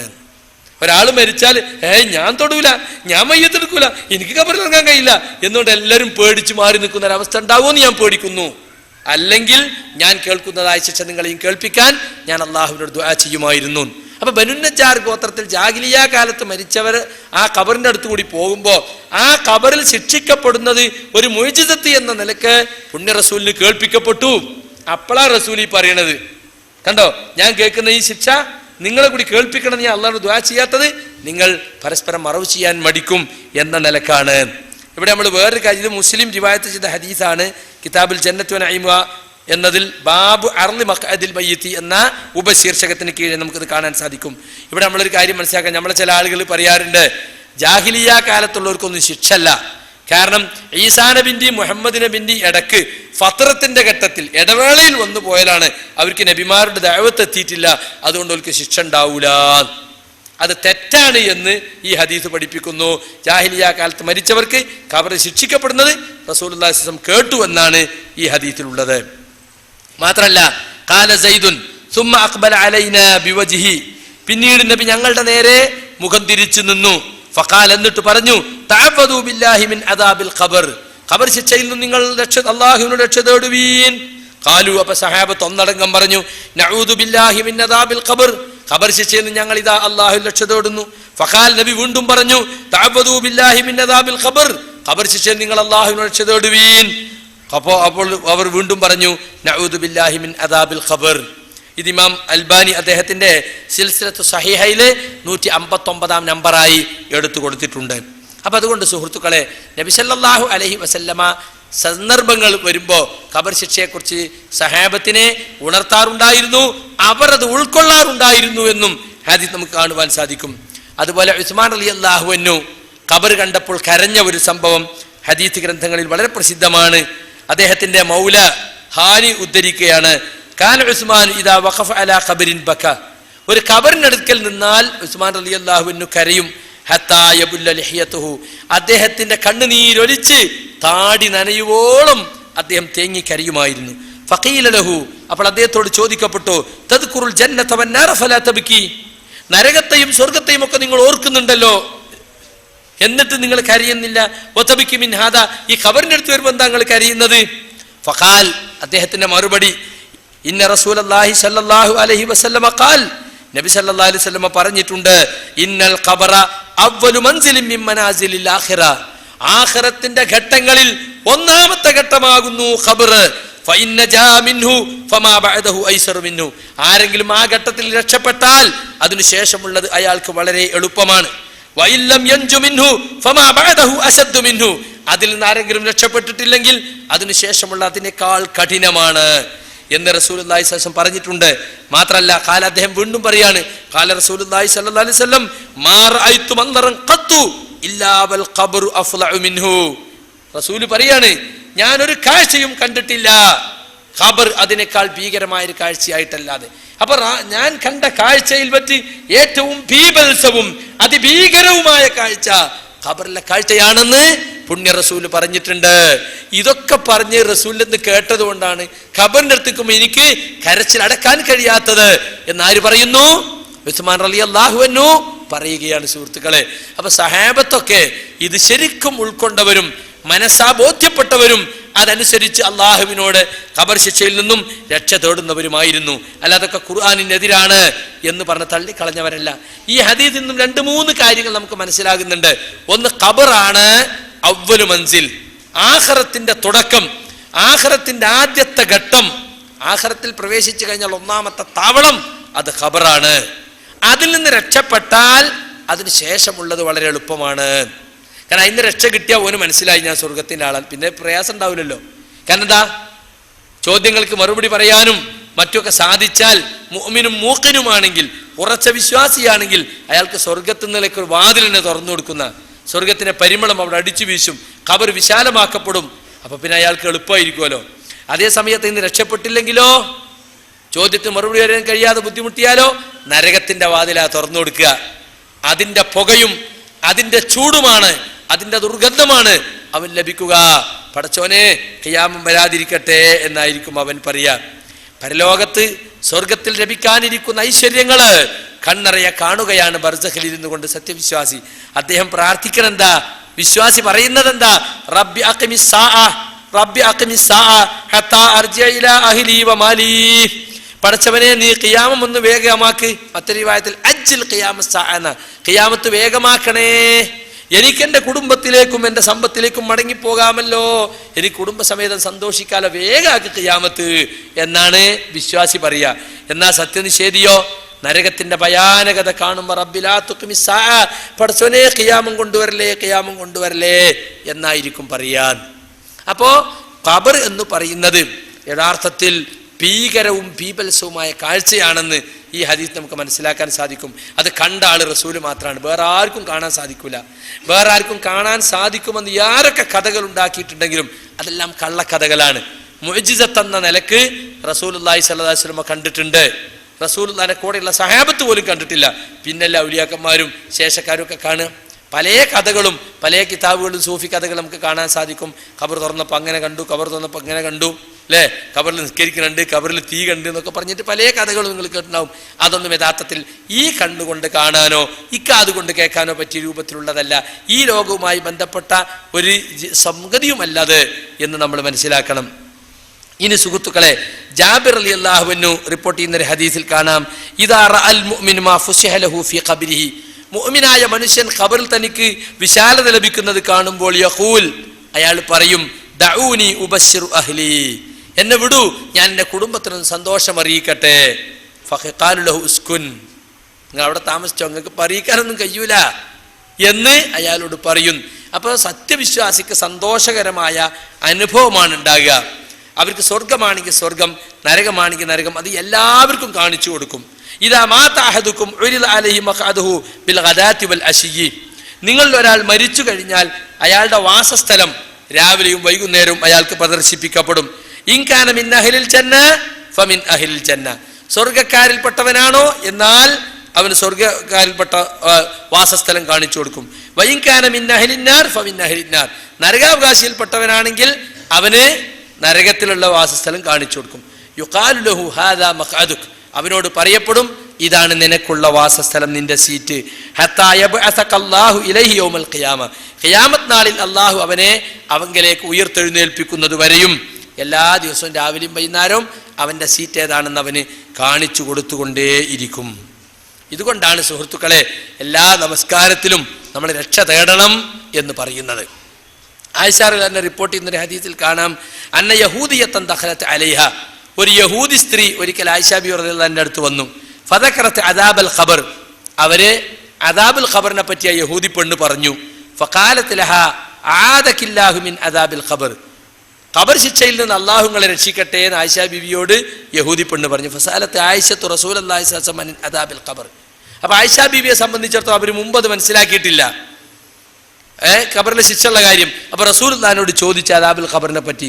ഫഖാല നഅം അദാബുൽ ഖബരി ഹഖുൻ, ആ പെണ്ണ് പറഞ്ഞ സത്യം തന്നെയാണ്, ഖബറിലെ ശിക്ഷ യാഥാർത്ഥ്യമാണ്. ഖാലത്ത് ആയിഷ ഫമാ റഅയ്തു റസൂലുള്ളാഹി സ്വല്ലല്ലാഹു അലൈഹി വസല്ലം യുസല്ലി സ്വലാതൻ ഇല്ലാ തഅവ്വദ മിൻ അദാബിൽ ഖബർ. അതിനുശേഷം ഞാൻ റസൂലുള്ളാഹിന്റെ നിസ്കാരത്തിൽ ശ്രദ്ധിച്ചപ്പോൾ ഒരൊറ്റ നിസ്കാരത്തിലും നബി അദാബുൽ ഖബറിന് രക്ഷ തേടാതിരുന്നിട്ടില്ല. എല്ലാ നിസ്കാരത്തിലും അത്തഹിയാത്തിൽ നബി സല്ലല്ലാഹു അലൈഹി വസല്ലം ഖബർ ശിക്ഷയിൽ നിന്ന് രക്ഷ തേടാറുണ്ടായിരുന്നു. നിങ്ങൾ നോക്ക്, മയ്യിത്ത് മറമാടിയതിനു ശേഷം തസ്ബീത്തിനെ ചോദിക്കാൻ വേണ്ടി പറയുന്ന ഹദീസ് ഉണ്ടല്ലോ, അബൂദാവൂദ് റിപ്പോർട്ട് ചെയ്ത ഹദീസ്. കാന റസൂലുള്ളാഹി സ്വല്ലല്ലാഹു അലൈഹി വസല്ലം, അല്ലേ, എപ്പോഴാണ് ചോദ്യം ഉണ്ടാകുക? ഖബറിലെ ചോദ്യത്തെ സംബന്ധിച്ച് മൊത്തത്തിൽ ഖബറിൽ ചോദ്യം ഉണ്ടാകും, ശിക്ഷ ഉണ്ടാവും, രക്ഷ ഉണ്ടാവും എന്നൊക്കെ മനസ്സിലാക്കിയതല്ലാതെ വിശദാംശങ്ങൾ പല ആളുകളും മനസ്സിലാക്കിയിട്ടില്ല. അതുകൊണ്ടാണ് ഇങ്ങനൊരു ക്ലാസ് തന്നെ നമ്മൾ സംഘടിപ്പിക്കുന്നത്. മൊത്തത്തിൽ മനസ്സിലാക്കിയാൽ പോരാ. മറ്റു മതങ്ങളെപ്പോലെ എന്തെങ്കിലും ചില കെട്ടുകഥകളോ അല്ലെങ്കിൽ ചില അവ്യക്തമായ ചില ധാരണകളോ അല്ല ഖബറിന് മരണാനന്തര ജീവിതത്തെക്കുറിച്ച് ഇസ്ലാം നമ്മുടെ മുമ്പിൽ വെക്കുന്നത്. വ്യക്തമായ വിശദീകരണം ഇസ്ലാം നൽകിയിട്ടുണ്ട്. ഇരുട്ടിൽ തപ്പേണ്ട കാര്യമേ ഇല്ല. പ്രമാണങ്ങളുടെ വെളിച്ചത്തിൽ കൃത്യമായി നമുക്ക് മനസ്സിലാക്കാൻ സാധിക്കുകയും ചെയ്യും. പക്ഷെ അത് മനസ്സിലാക്കാൻ സാധിക്കാതെ പോയ ഒരുപാട് ആളുകളുണ്ട്. അതുകൊണ്ടാണ് നമ്മൾ ഇത്തരം പരിപാടികളിൽ അത് വിശദീകരിക്കുന്നത്. ഖുർആൻ കൊണ്ടും ഹദീസ് കൊണ്ടും തെളിഞ്ഞ ഈ സത്യത്തെ അത് ജനങ്ങൾക്ക് വ്യക്തമാക്കി കൊടുക്കുക എന്നുള്ളത് നമ്മുടെ പ്രവർത്തനത്തിന്റെ ഭാഗമാണ്. അപ്പൊ എപ്പോഴാ ചോദ്യം ഉണ്ടാകുക എന്ന് ചോദിച്ചാൽ മറമാടിയ ഉടനെ തന്നെ ചോദ്യം ഉണ്ടാകും, അല്ലെ? മനസ്സിലായില്ലേ? കാന റസൂലുള്ളാഹി സ്വല്ലല്ലാഹു അലൈഹി വസല്ലം ഇദാ ഫറഗ മിൻ ദഫ്നിൽ മയ്യിത്തി, മയ്യിത്ത് മറമാടുന്നതിൽ നിന്നും പ്രവാചകൻ സ്വല്ലല്ലാഹു അലൈഹി വസല്ലം വിരമിച്ചു കഴിഞ്ഞാൽ യഖൂലു, അവിടുന്ന് പറയും, ഇസ്തഗ്ഫിറൂ ലി അഖീകും, നിങ്ങൾ നിങ്ങളുടെ സഹോദരന് വേണ്ടി പൊറുക്കലിനെ തേടുവീൻ. സുമ്മ സലൂ ലഹു തസ്ബീത്, ചോദ്യ സമയത്ത് അയാളെ ഉറപ്പിച്ചു നിർത്താൻ വേണ്ടി നിങ്ങൾ അല്ലാഹുവിനോട് ചോദിക്കുവീൻ. ഫഇന്നഹുൽ ആന യുസ്അൽ, ഇപ്പോൾ അദ്ദേഹം ചോദിക്കപ്പെട്ടുകൊണ്ടിരിക്കുകയാണ്. കണ്ടോ? അപ്പൊ നമ്മൾ മറമാടി മണ്ണിട്ട് കഴിഞ്ഞ് നമ്മൾ പോരുന്നതിന് മുമ്പ് തന്നെ അവിടെ മുൻകറും നക്കീറും എത്തി ചോദ്യം ആരംഭിക്കുകയാണ്. അപ്പോഴാണ് അല്ലാഹുമ്മ സബ്ബിത്ഹു ഇൻദ സുആൽ, അല്ലാഹുവേ ചോദ്യ സമയത്ത് അയാളെ ഉറപ്പിച്ചു നിർത്തണേ എന്ന് നമ്മൾ പ്രാർത്ഥിക്കുന്നത്. നമ്മൾ ആ പ്രാർത്ഥിക്കുന്ന വചനങ്ങൾ അങ്ങനെ തന്നെ നബി സല്ലല്ലാഹു അലൈഹി വസല്ലം നിന്ന് വന്ന ഹദീസൊന്നുമല്ല. ചോദ്യ സമയത്ത് ഉറപ്പിച്ചു നിർത്താനും പൊറുക്കലിനെ തേടാനും റസൂൽ നമ്മളോട് പറഞ്ഞു. അതിന് പറ്റിയൊരു വാചകം നമ്മൾ ഉണ്ടാക്കിയെന്നുള്ളൂ. അല്ലാഹുമ്മ സബ്ബിത്ഹു ഇൻദ സുആൽ, അല്ലാഹുമ്മ അൽഹിംഹുൽ ജവാബ്, അല്ലാഹുവേ അദ്ദേഹത്തിന് ഉത്തരം തോന്നിച്ചു കൊടുക്കണേ. അല്ലാഹുമ്മ ജാഫിൽ ഖബർ അൻ ജംബൈ, അല്ലാഹുവേ ഖബറിനെ അയാളുടെ രണ്ട് പാർശ്വത്തിൽ നീ അകറ്റണേ. അല്ലാഹുമ്മ ഗഫിർ ലഹു വർഹംഹു, അല്ലാഹുവേ അദ്ദേഹത്തോട് പൊറുക്കണേ, കരുണ കാണിക്കണേ. അല്ലാഹുമ്മ ആമിൻഹു മിൻ കുല്ലിൽ ഫസൽ, എല്ലാ വിഷമങ്ങളിൽ നിന്നും ഭയങ്ങളിൽ നിന്നും അദ്ദേഹത്തിന് നിർഭയത്വം നൽകണേ. ഈ വാചകങ്ങൾ തന്നെ നബി സല്ലല്ലാഹു അലൈഹി വസല്ലം പഠിപ്പിച്ചോന്നല്ല. നബി മൊത്തത്തിൽ പറഞ്ഞു നമുക്ക് ഏത് വാചകവും സ്വീകരിക്കാം, ഈ വാചകവും സ്വീകരിക്കുക, അതല്ലാത്ത വാചകവും സ്വീകരിക്കുക. ഒരാൾക്കിപ്പോൾ അത് കാണാതെ അറിയില്ല എന്നുണ്ടെങ്കിൽ അയാൾ മലയാളത്തിൽ ഇങ്ങനെ പടച്ചോനെ ഇദ്ദേഹത്തിന് ഉത്തരം തോന്നിച്ചു കൊടുക്കണേ, ഇദ്ദേഹത്തിന് പ്രയാസത്തിന് മോചിപ്പിക്കണേ, ഇദ്ദേഹത്തിന് പുറത്തു കൊടുക്കണേ, ചോദ്യ സമയത്ത് ഉത്തരം പറയാൻ അദ്ദേഹത്തിന് നീ കഴിവ് കൊടുക്കണേ, അദ്ദേഹത്തെ ചോദ്യ സമയത്ത് പതറാതെ ഉറപ്പിച്ചു നിർത്തണേ എന്നൊക്കെ മലയാളത്തിൽ പറഞ്ഞാലും തസ്ബീത്താവും.